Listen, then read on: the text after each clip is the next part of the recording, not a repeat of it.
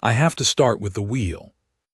That is what my father always said when anyone asked how he met Nora Vass. Not the children who led him there. Not the morning she pressed a cool cloth to Rosie's forehead. Not the evening he stood at her door with his hat turning slow circles in his hands. He always started with the wheel. A wagon wheel cracked on the Coldwater Creek Road in late March of 1883, and because the axle dropped and the hub split clean and Nora Vass had no man with her to lever it free, she was stuck. She was 29 years old, traveling alone with a canvas-sided medicine wagon full of dried herbs and tincture bottles, and a fat leather satchel of tools she had learned to use from a doctor in Abilene who thought women were as capable of stitching a wound as any man. And she was stuck on the road 2 miles east of our settlement with one wheel in the creek mud, and the mule standing in the traces looking disgusted. Hank Bauer found her and told her she could leave the wagon where it sat until he found a wheelwright, but it would be 2 weeks before Lorne Pickett could get to it. And where was she headed? Nora said she was headed wherever the road took her, which was the kind of answer that means a person has stopped expecting the road to deliver them anywhere in particular. Hank said she could board at his sister's place while she waited, and Nora said she appreciated it, and she never left. That is the wheel. That is where she started, and I have always believed, I have believed it since I was old enough to think about such things, that the wheel cracked where it was supposed to crack, at exactly the right moment on exactly the right road, and that the mule knew it too, because he pulled his traces clean 2 minutes after Hank rode off for the wheelwright and Nora never hitched him again. My name is Eli Ryden. I am 30 years old as I write this, and I am writing it for my brother Davy's oldest boy, who is 8 and has started asking questions about his grandfather that no one has thought to answer properly. So I am going to tell it the way it happened, which means I am going to start not with my father but with Rosie, because Rosie was always first. In the spring of 1883 I was 10 years old, Davy was 7, and Rosie had just turned 5. Our mother, Clara Ryden, had been dead for 3 years. She died of fever in the February of 1880, a hard, fast fever that took her between a Thursday and a Sunday, and there was nothing the settlement's nearest doctor, 12 miles away in Cutter's Bend, could have done even if the roads had been passable, which they were not. My father dug her grave himself in frozen ground, and I remember standing beside him in the gray morning watching him swing the mattock, and thinking that the sound was the coldest sound I had ever heard. Cal Ryden was not a man given to displays of feeling under any circumstances. He was 34 when my mother died, and in the years before she went he had been, by my child's understanding, exactly what a ranching man on the Coldwater breaks was supposed to be. Wide in the shoulder, narrow in the tongue, capable with a rope and a rifle, and quietly, privately devoted to his wife in the way of men who show love through the quality of the fence they build and the steadiness of the lamp they keep filled. He brought her wildflowers when he came in from the range. He always brought her the first cup of coffee in the morning. Those were his languages. After she died, he spoke neither one. He raised us the way a man raises cattle when he is short of hands and long on work, competently, without complaint, with a kind of methodical affection that kept us fed and warm and did not quite reach the places a mother would have reached.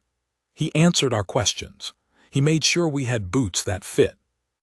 He sat with us on Sunday evenings and read from the Bible in his flat, steady voice, and if the words sometimes sounded more like fence-post inventory than scripture, they were said with the same care he gave to everything. We were not neglected. We were not unhappy, exactly. But there was a silence in that ranch house that had a shape to it, a mother-shaped silence. And by 1883, I had begun to understand that my father did not know how to fill it and was not going to try. Rosie felt it most.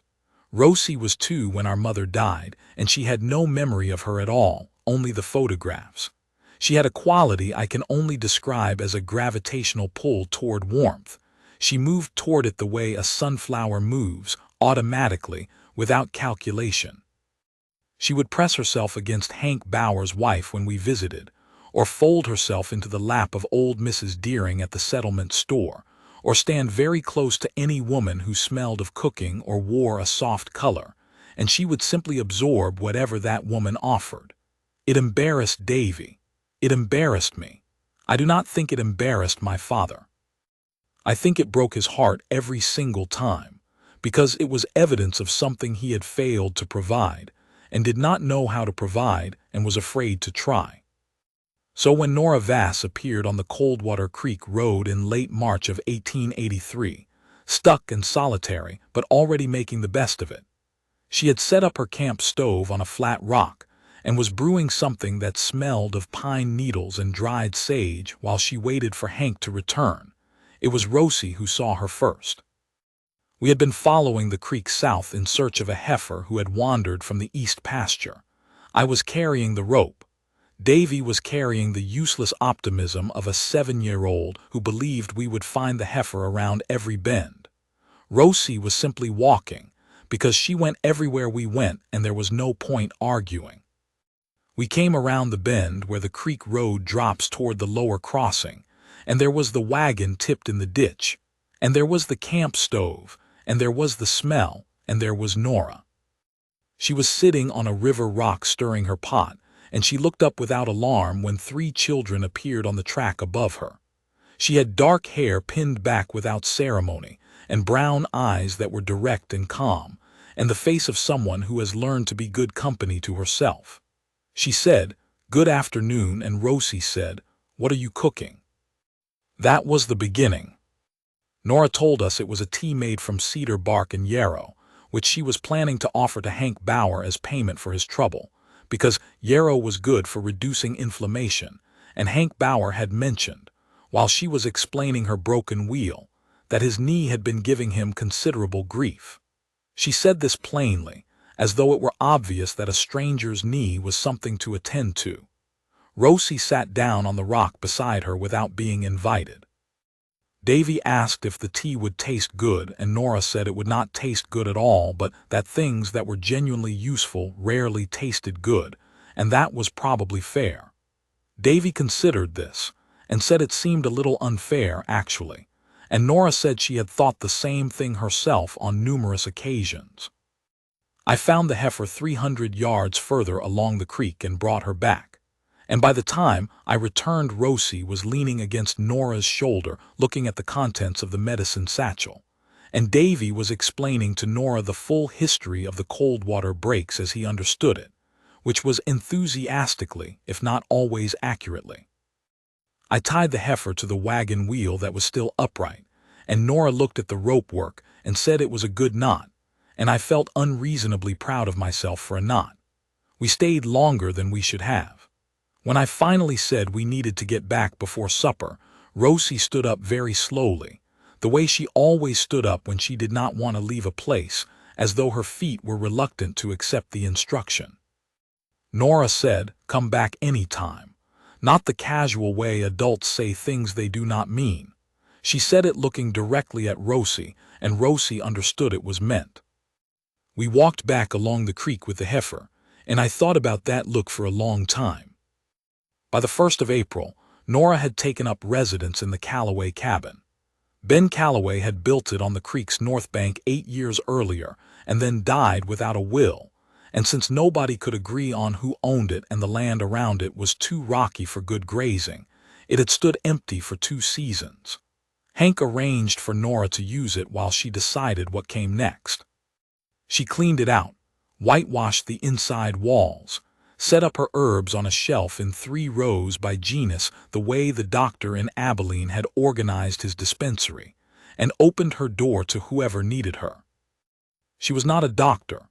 She was careful to say so.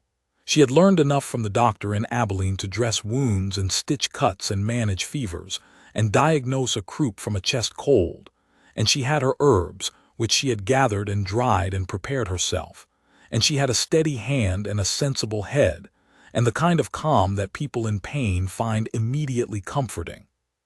The settlement had been 3 days' ride from the nearest physician for 20 years, and had grown used to managing without one, so Nora's presence was regarded as something between a luxury and a miracle, depending on who was hurting at the time. Rosie went back the second day. I know because she told me at supper that evening, adding this information between bites of cornbread as though it were an unremarkable fact, which to Rosie it entirely was. I asked her what she had done there, and she said Nora had shown her how to press wildflowers between wax paper so they kept their color. I said that was nice, and it was, but what I was really thinking was that our father was going to ask questions. He did not ask questions. He said at the end of supper in his flat way, "You've been to the new woman's place." And Rosie said yes, she pressed flowers with her, and my father looked at his coffee cup for a moment and said, "Don't be a nuisance," and that was all. The nuisance command was theoretical. Even at 10 I knew it was theoretical. Rosie was constitutionally incapable of being a nuisance. She was too gentle and too easily pleased, and too willing to simply sit quietly beside a person and radiate contentment. Nora told me years later that Rosie was the easiest company she had ever kept, because Rosie did not require entertainment, only presence, and Nora had plenty of presents to give. Davy went back the third day, because Davy went everywhere Rosie went, and also because he had thought of 17 more things he wanted to tell Nora about the cold water breaks. I went back the fifth day, not because I intended to. I was 10 and suspicious of my own desire to return, which seemed to me a kind of weakness, but because I had a cut on my arm from a wire fence that had not stopped seeping, and I told myself I was going because of the cut, which was true but incomplete. Nora cleaned the cut and put a poultice on it that smelled like something between turpentine and grass clippings, and she said it would close in 2 days, and it did. While she worked, she asked me questions, not the questions adults usually ask children, which are questions designed to demonstrate adult interest and do not require real answers but genuine questions. What I wanted to do when I was grown, what I thought about the arrangement of the stars, whether I believed a man could be too honest for his own good. I was startled. I answered as carefully as I could. She listened as though my answers mattered. I went back the next week, and the week after that.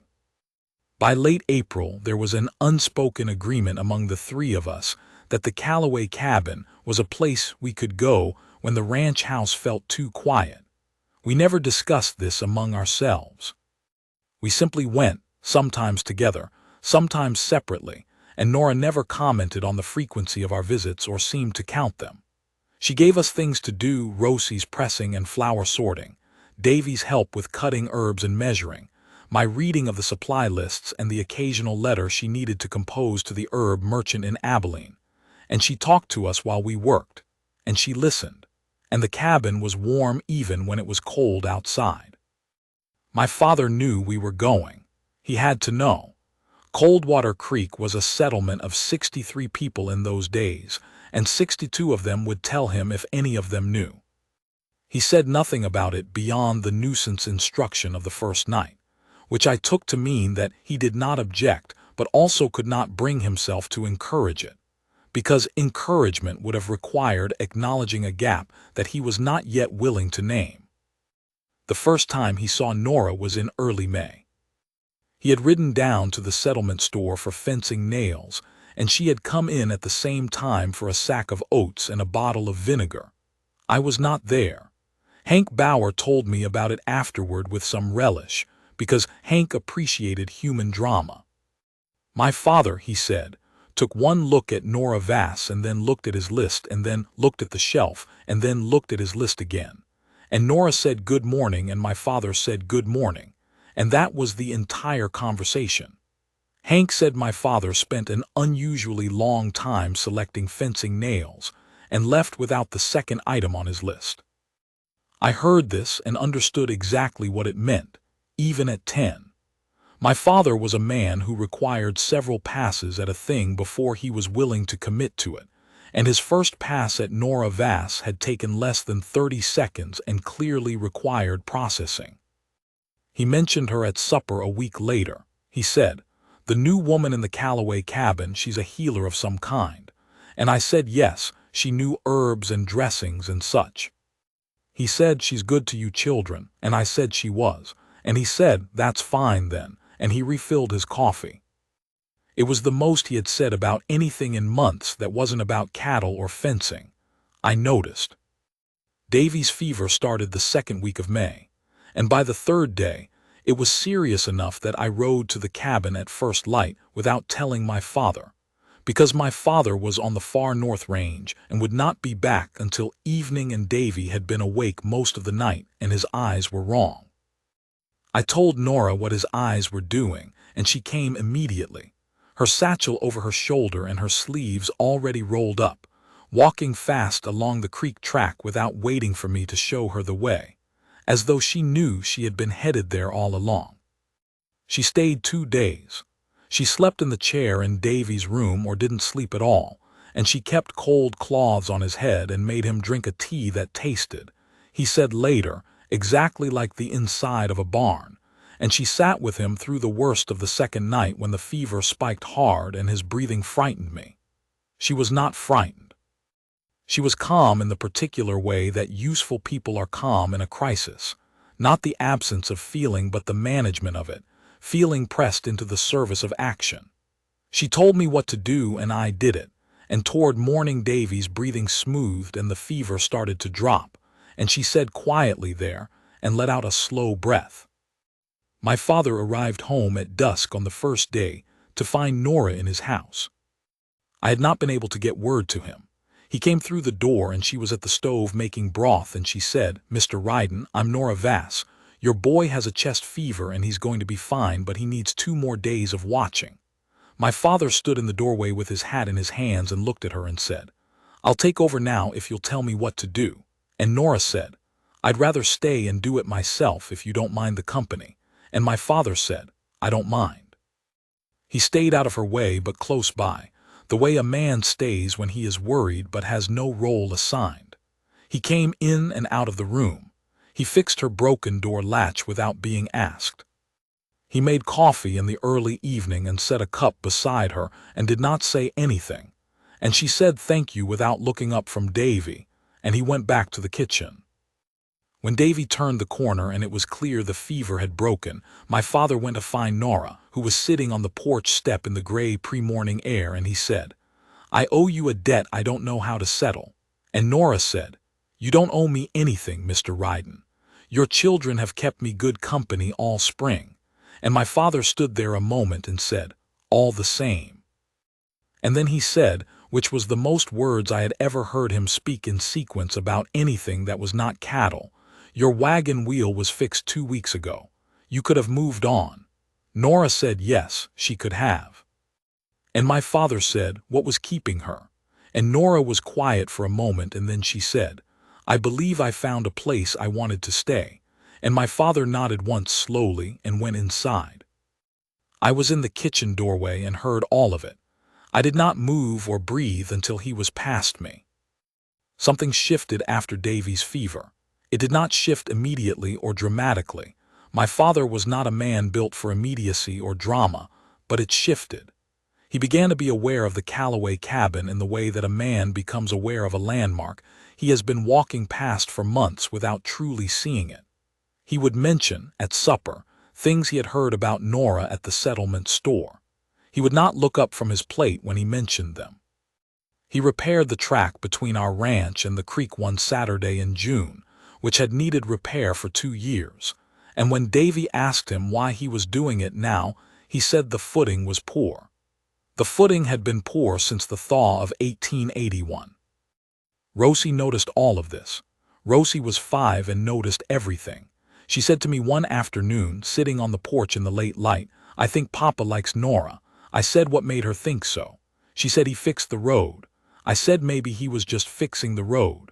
Rosie gave me the look of someone who has not yet learned that adults disguise things and therefore has no patience for disguise. She said, "He fixed it toward her house, Eli."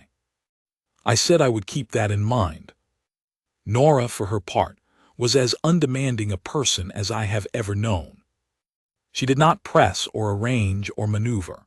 She received whatever came her way with the same steady grace she received everything.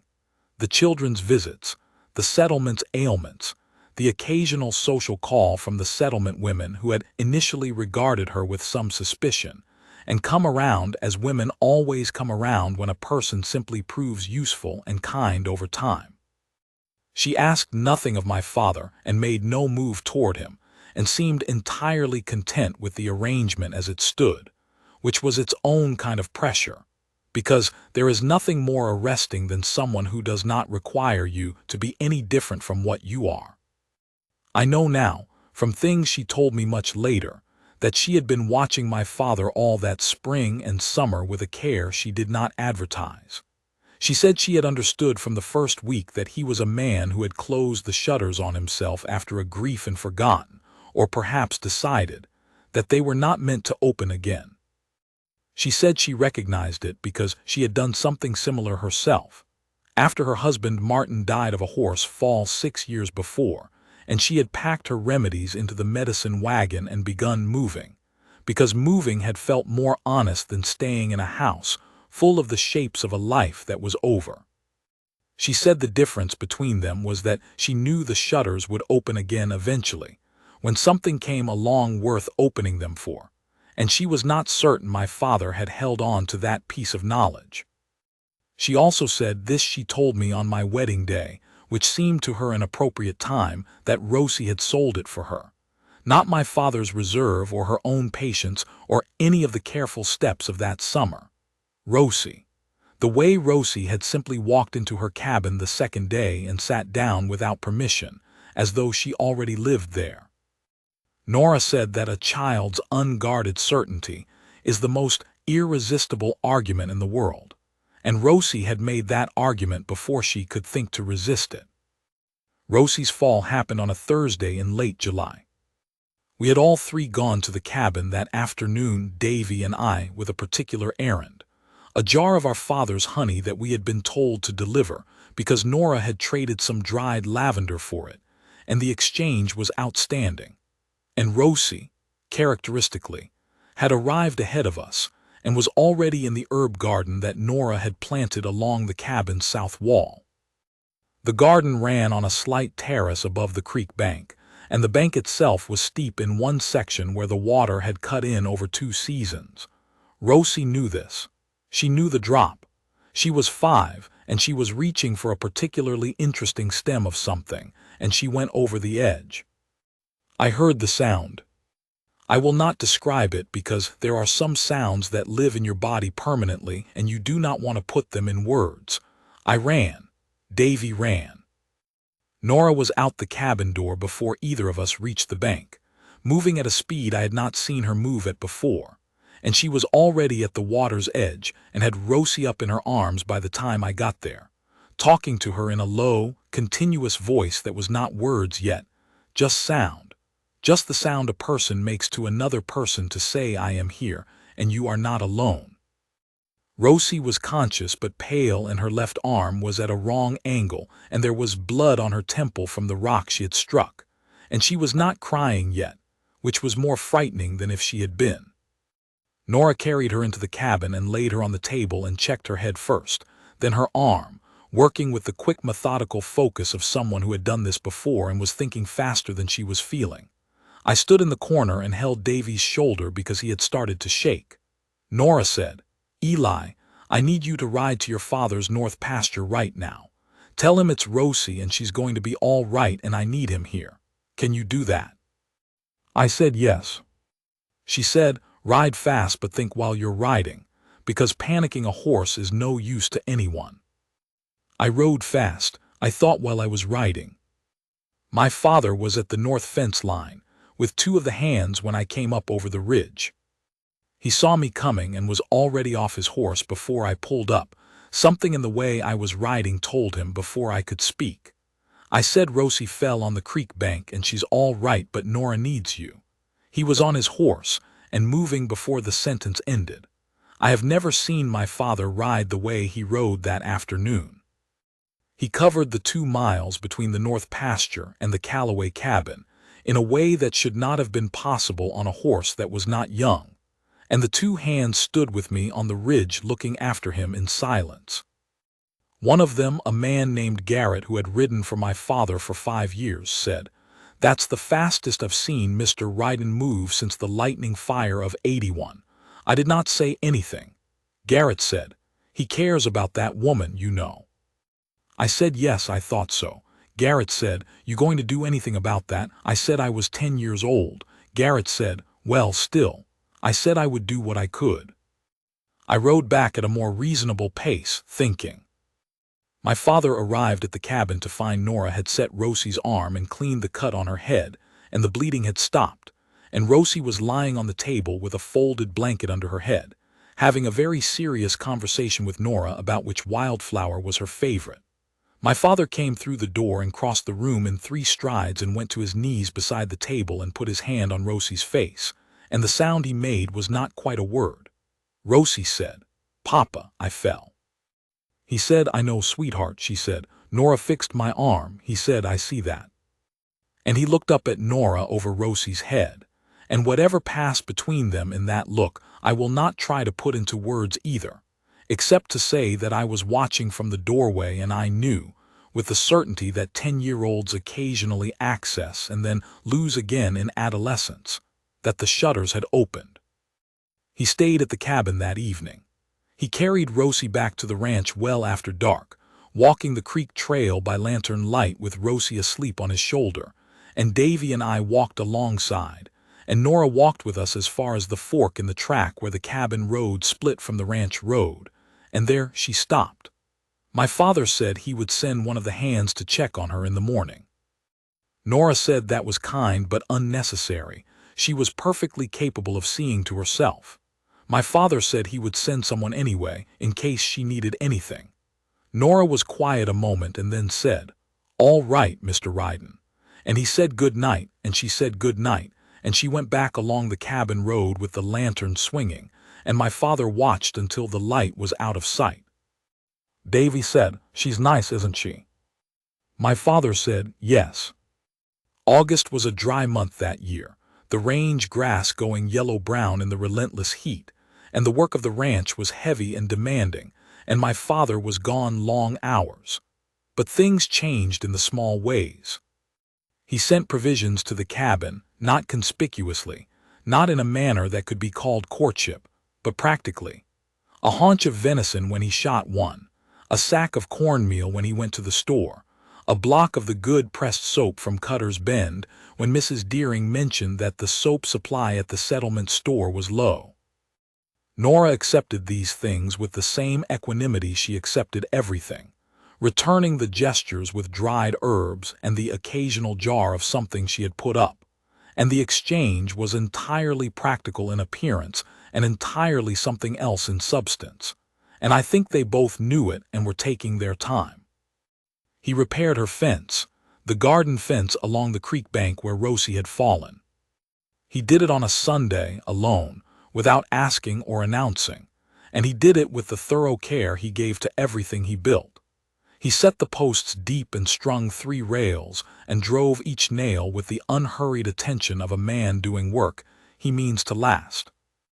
Nora came out with coffee and set it on the post at the corner without comment, and he said thank you without stopping work, and she went back inside, and the fence was done by mid-afternoon, and it is still standing, I am told, if you go down to the Coldwater breaks and know where to look. Davy asked him at supper why he had fixed Nora's fence and not one of our own fences, which were also in need of attention. My father said the Callaway fence was a safety issue, given the creek bank. Davy said our south fence had a gap in it that was also a safety issue.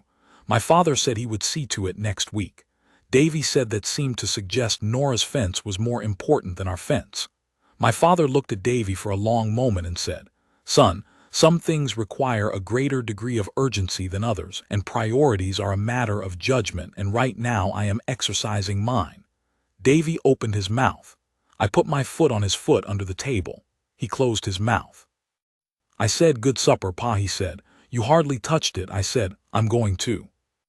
Rosie's arm healed cleanly, the way children's things heal, with a speed that seems almost reckless. By mid-August she was back in Nora's garden, this time with the firm understanding that the terrace edge was a line she did not cross without an adult alongside. She kept this agreement with a conscientiousness that suggested she had been more frightened by her fall than she had let on in the moment, and it had given her a new respect for what edges could mean. She had, in that particular way of children, entirely resolved the question of what Nora was to us. Nora was not a neighbor, was not a healer woman, was not a family friend in the careful social sense that adults use to manage categories. Nora was simply Nora, which meant she was ours. Rosie referred to the cabin as Nora's house without the prefix that would have preserved social distance. Not the Calloway cabin, not Mrs. Vass's place. Just Nora's house. She referred to Nora's herbs as Nora's things, Nora's mule as Nora's mule, with the comfortable ownership of someone who considers a person's belongings a kind of extension of her own household. My father, the one time he heard this, looked at his coffee and said nothing, but he did not correct her. I believe it was Garrett who finally said the thing out loud, because Garrett was the kind of man who noticed things and, having noticed them, could not see the point in not mentioning them. He said it to my father one evening in early September while they were sorting through the tack room, and I was in the adjacent stall and heard it through the boards. He said, "Mr. Ryden, I'm not one to meddle." My father said that this statement was often the preamble to meddling. Garrett said, "That's fair, sir. But those children of yours have made their mind up about that woman at the Calloway place, and I believe she's made her mind up about them, and I wonder if it's occurred to you that you're the last person in the equation who hasn't settled the question." My father was quiet for a long time. Garrett said, "I'll let it go." My father said, "Leave it, Garrett." Garrett said, "Yes, sir." He paused. He said, "Your wife was a fine woman." My father said, "Yes, she was." Garrett said, "She'd have liked Mrs. Vass, I think." My father said, "I know she would." After a while he said, "It isn't as simple as it looks." Garrett said, "What isn't?" My father said, "Going to a woman with nothing to offer but a hard ranch and 3 children and a name that hasn't been easy on anyone." Garrett said, "She's a woman who fixes her own wagon axle and packs her own herbs and walks 2 miles on short notice because a child is sick. She doesn't appear to be looking for easy." My father was quiet again.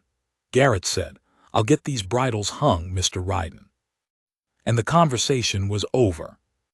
I held very still in the stall for a while, thinking about what my father had said. Nothing to offer but a hard ranch and 3 children. It seemed to me that a man who thought of himself that way had not taken proper stock of what he was, but I was 10 years old and did not know how to say so. I knew this much. A man who worried about what he had to offer a woman was a man who was already thinking about offering it. The worry was the evidence. September brought the harvest work and a week of cutting and hauling that kept my father and all the hands busy dawn to past dark, and we did not see him for much of those days except at supper. The children's visits to Nora's cabin continued, mine with perhaps a less frequent interval now that school duties had started and there was less loose time. But Rosie went almost every day, an arrangement so well established by that point that it required no discussion and occasioned no comment. She would go in the mornings before the day's heat, and Nora would give her some useful task, sorting seed heads, labeling jars in her neat block letters, learning the names of the common herbs in the rows, and Rosie would do this work with the careful attention of someone who understands that useful things are worth doing properly. One morning in late September, Rosie came home and reported that Nora had a cough. She said this at breakfast, between eating and helping me clear the plates, with the calm specificity of a girl who had been paying attention. She said it was a dry cough and Nora said it was nothing, but Rosie didn't think so. I looked at my father. He was looking at his coffee. He said, "How long has she had it?" Rosie said she thought maybe a week. He said, "Did you tell her you mentioned it to me?" Rosie said yes, she had. He said, "What did she say?" Rosie said, "She said she'd seen to it herself, but thank you." My father refilled his coffee. He was quiet for a moment. Then he said, "I'll stop in on my way back from the east pasture." Rosie said, "Good." She said it with the complete lack of fanfare of someone who considers this the obvious and appropriate response to the information she has provided. My father looked at her. He said, "What?" Rosie said, Nothing. And she took her plate to the basin. He came home that evening looking like a man who has reached a decision about something and is trying to decide whether the decision was foolish. He did not say anything about Nora at supper. He said the east fence was holding. He said the grass on the upper breaks was better than he'd expected for September. He said Davy should oil his boots or the leather would crack. All ordinary things. But there was a quality to his quiet that evening that was different from his usual quiet, lighter somehow. Less settled, the kind of quiet a man keeps when something is moving behind it. He went to the cabin the next evening. He told no one he was going. He saddled his own horse quietly after supper while we were still at the table and rode out. And I know this because I heard the horse and went to the window and watched him go in the last of the light, heading south toward the creek road, straight and deliberate, his hat set square. I did not follow him. I am proud of this even now. I was 10 years old and I had every motive to follow him, and I did not, because I understood in some instinctive way that this was his to do alone, and that my watching would not have helped it and might have hurt it, and that some moments need room. I put Davy and Rosie to bed. I read to them Rosie's flower book, which she kept in the same condition as everything Nora had given or lent her, which was to say with great care. I sat on the edge of Rosie's bed afterward in the dark, and she said, "Is Papa gone to Nora's?" I said, "Yes." She said, "Is that good?" I said I thought it was. She said, "Good," and went to sleep with the simple finality of a child who considers the matter resolved. I did not go to sleep for a long time. I sat in the kitchen in the dark and listened to the creek, which you could hear on still nights, a low, constant sound, and I thought about my mother, who I remembered clearly enough to know she had been a woman who liked competence and directness, and the kind of warmth that was practical rather than performative, and I thought Nora Vass had all of those things, and I thought my mother would have found this evening satisfying. My father came home around 10 o'clock. I heard the horse in the yard and heard the barn door and heard him cross the porch. He came in and found me at the table and said, "You should be in bed."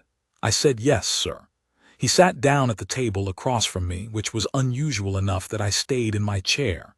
He poured 2 cups of coffee, the other one for me, which was also unusual, and I was not going to object, and he sat with it a while. I waited. He said I asked her if she'd consider staying.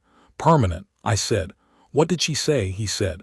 She said she'd been staying permanent since the 1st of April and hadn't needed to be asked, but that she was glad I'd asked. I said, that sounds like her. He said, yes. He looked at his coffee. He said, we'll get the preacher out from Cutter's Bend next month if she's willing. I said, I think she's willing, Pa. He said, yes, I believe she is. He went to bed. I sat for another minute and then I went to bed too. I lay in the dark and thought, we are going to be all right. Not in the worried way, not the way a child thinks it when he needs to reassure himself, just as a statement of fact. We were going to be all right. I have skipped over the visit itself because it is not mine to tell. It belongs to my father and to Nora, and to the inside of that cabin on a September evening, and neither of them told me the details and I did not ask. What I know is what my father said at the table afterward, and the fact that he came home looking like a man who had put down something heavy that he had been carrying for 3 years, and the fact that Nora, when I saw her 2 days later, had the settled look of someone who had made a decision she was at peace with. She looked at me when I came in and said, "Your father is a good man." I said I knew that. She said, "A man who worries about what he has to offer is always better than a man who never worries about it at all." I said I'd heard something like that recently. She said, "You were in the tack room, weren't you?" I said, "Yes, ma'am." She said, "I thought as much." She wasn't angry. She was, if anything, amused. She said, "Eli, what did you think?" I said I thought my father had more to offer than he was giving himself credit for. She said, "Yes, he does." The preacher from Cutter's Bend, a lean man named Greer who had performed a fair number of frontier weddings and was unimpressed by informality, came out on the 3rd Saturday of October. It was a cool, clear morning with the smell of the coming winter already in the air, and the light on the creek breaks was the particular gold that October makes and nothing else does. The ceremony was in the yard of the Calloway cabin, which was Nora's cabin and would remain Nora's cabin. She kept it as her surgery, a practical arrangement, and made a room in our ranch house her home. Hank Bauer came. Mrs. Deering came. Garrett came, scrubbed clean and wearing a jacket that appeared to be a decade out of date, and stood in the back with his hat at his side, and looked satisfied in the way of a man who has been right about something, and had the good judgment not to say so. Rosie wore her best dress, which was also her only dress that was not a working dress, and she had pressed wildflowers into her hair, which Nora had helped her do that morning. And she stood between Nora and my father during the ceremony with a hand in each of theirs, and the expression of someone who has been waiting for the world to arrive at an obvious conclusion, and is pleased that it finally has. Davy stood next to me and whispered twice that Greer talked a lot for a man who could have just gotten to the point, and I told him twice to be quiet. My father said his words in the flat, steady voice he used for everything he meant. He put the ring, our mother's ring, which he had kept and which Nora had said she would be honored to wear, on Nora's hand, and his hands were not steady doing it, which I had never seen before, my father's hands not steady, and I was glad of it, because it was evidence. Nora said her words looking directly at him and nowhere else. Greer pronounced them married in the sight of God and the assembled company of Coldwater Creek, and then looked around for anyone who objected, which struck me as optimistic, and nobody did. Rosie said quietly, to no one in particular, "There." Just like that. There. As though she had been waiting for the world to catch up to what she had already known since the second day, when she walked into the cabin on the creek without being invited and sat down and started looking at the herbs. Nora moved her things to the ranch in 2 trips, because she did not have many things, only her books and her tools and her herbs in their labeled rows, which she arranged in the surgery on their existing shelves, and in the room she made hers in the ranch house on new shelves my father built her. He built them on a Sunday, carefully, measuring 3 times before he cut, and he sanded them smooth with a patience that I had only ever seen him apply to horse work before. Nora stood in the doorway of the room while he worked and said nothing until he was done and stepped back, and then she said, "They're perfect." He said, "They'll do." And then he said, "They're perfect." And she laughed, which was a sound the ranch house had not had in it for 3 years, and he looked startled by it and then not startled, just listening. The first week she was there, Rosie reoriented entirely. She had been in the habit of waking early and coming to find one of us, usually me, sometimes my father, and now she began routing herself to Nora's room first, appearing in the doorway with the silence of a child who wants to be noticed without requesting it.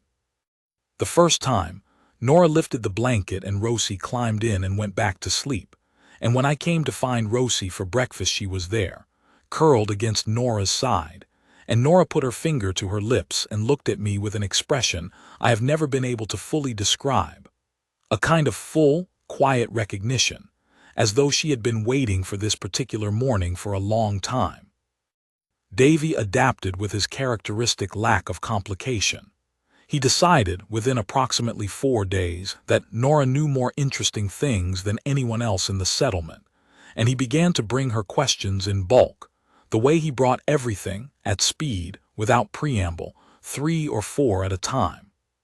She answered them with the patience of someone who genuinely finds other people's curiosity interesting, which is a rare enough thing that Davy recognized it immediately and treated her accordingly.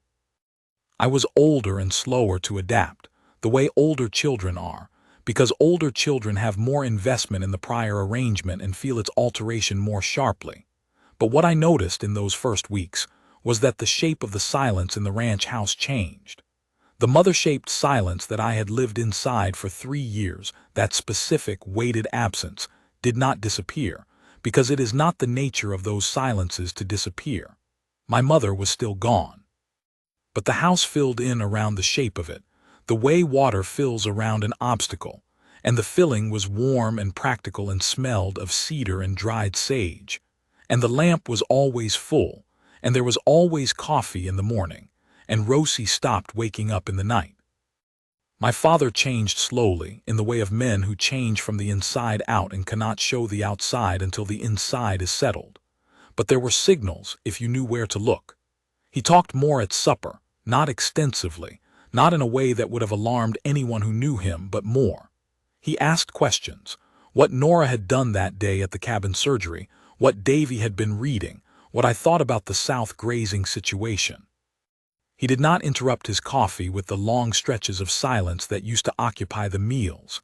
He brought things from the range, a particularly shaped stone that Rosie had asked for, a hawk feather for Nora's herb books, a good length of rope for me because mine was old. Small things.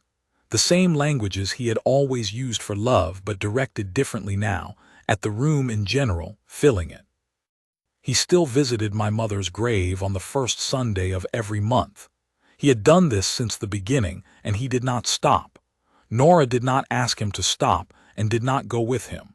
I think she understood that this was a door that needed to stay open, and she left it open without making any ceremony of it.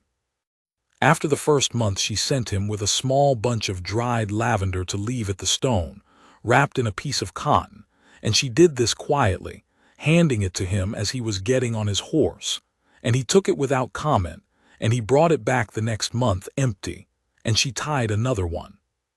That was not a small thing, though it was done as one. Winter came in early November and came hard. The cold water breaks winters always did, and the ranch closed in on itself, the way ranches do, the world narrowing to the reach of the lantern and the sound of the horses in the barn and the warmth of the kitchen. In the evenings after supper we would sit together, Nora with her herb work or her book, my father with his tallies or occasionally with nothing, just his coffee, Davy and Rosie close by, doing the children's equivalent of nothing, me at the table with whatever reading Greer had suggested I work through, because Greer took an interest in my education and sent books. The stove was good that winter, and the wood was well stacked, and the sound of the wind outside the walls was not frightening the way it had been before, because the house was full enough to contain it. There was an evening in December, deep in the cold, when the snow was heavy and the horses were in and the wind was working on the north wall, and after supper Nora read aloud. She had a good reading voice, clear and steady, the pauses in the right places, and Rosie fell asleep against her before the chapter was done, and Davy fell asleep not long after that, and my father sat in his chair with his eyes not quite closed, listening, until Nora came to the end of the chapter and stopped and looked up and saw that Rosie and Davy were asleep. She said softly to my father, "Should we move them?" He said, "Not yet." She looked at him.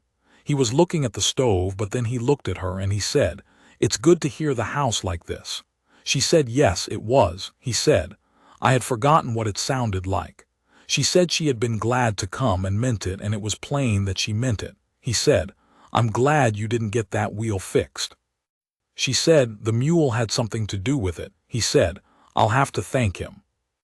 She laughed, and he smiled, a real smile, not his public smile, which was careful and deployed sparingly, but the private one, which I had not seen directed at anyone but my mother before, and which looked like a man unlocking a room he had sealed and finding it just as he had left it.